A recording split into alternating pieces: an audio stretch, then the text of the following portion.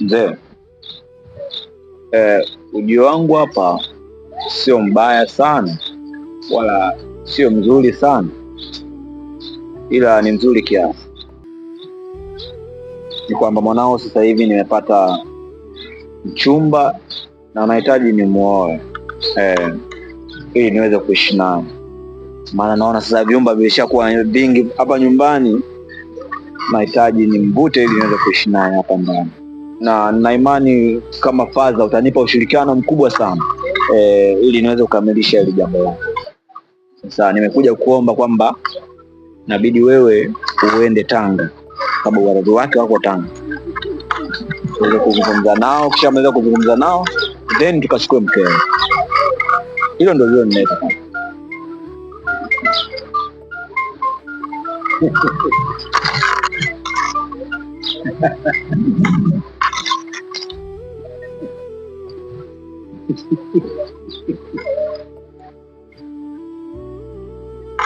We chizi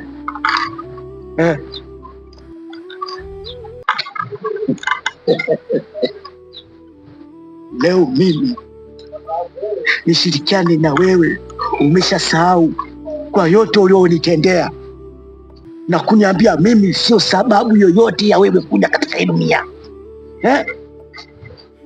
na mimi si baba yako Umekuja katika hii dunia kwa mipango yake Mungu. Sasa inua miguu yako hapa, mfate Mungu alipo, sawa? Atakusaidia hiyo ndoa yako.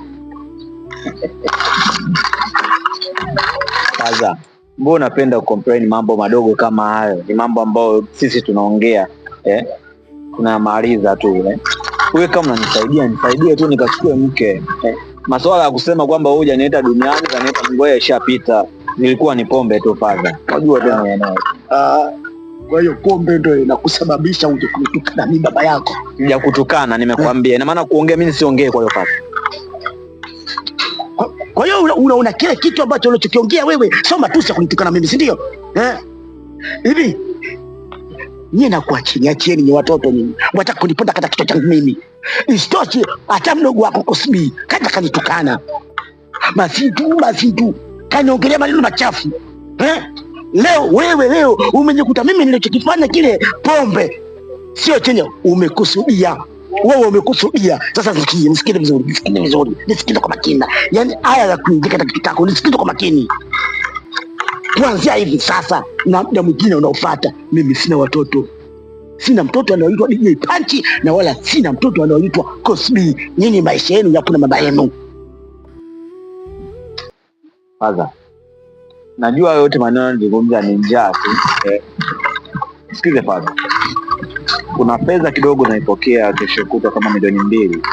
Hiyo mimi nitakuwekea kwenye kadi yako ya benki basi. Hiyo kama ni hela yako.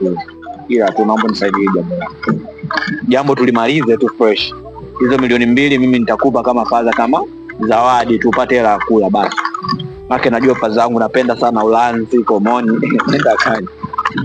Usigombane Father. Mimi si mtoto wako. Mimi mtoto wako ndio. Sasa unawezaje Father kuniacha peke yangu katika shida ambayo mimi niko nayo, nataka kuondoka, unaniacha na nani?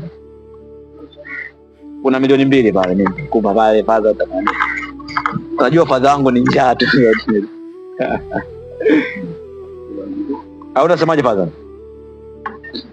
Sasa. Kwa hiyo unataka kuniambia tumalize au sio? Yaishe tu.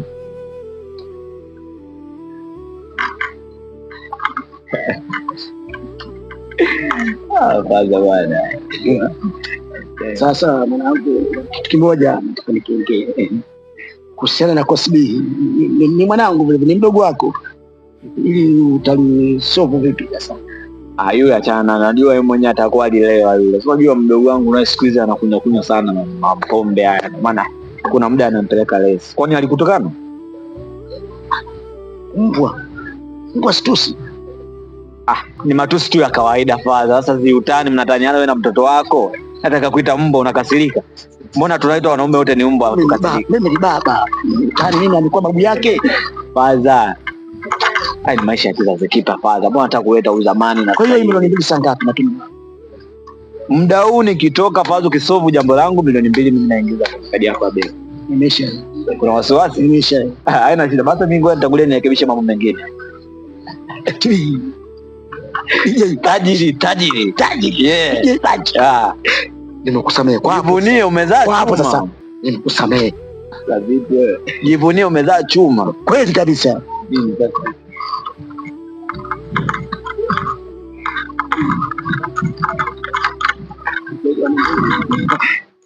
Nimsamehe nitamfanyia shughuli zake Tanga, naenda Tanga napanda pipa nauli yeye na milioni 2 juu. Nishamsamehe watu moyo wangu bati, lakini tunazaa vituko jamani, vituko tukia wazazi wako, lakini pesa hii inakuja kutuingiza motoni. Pesa hii basi nitakubali kwa sababu ni mtoto wangu, nimemsamehe kwatu kabisa. Wacha niende.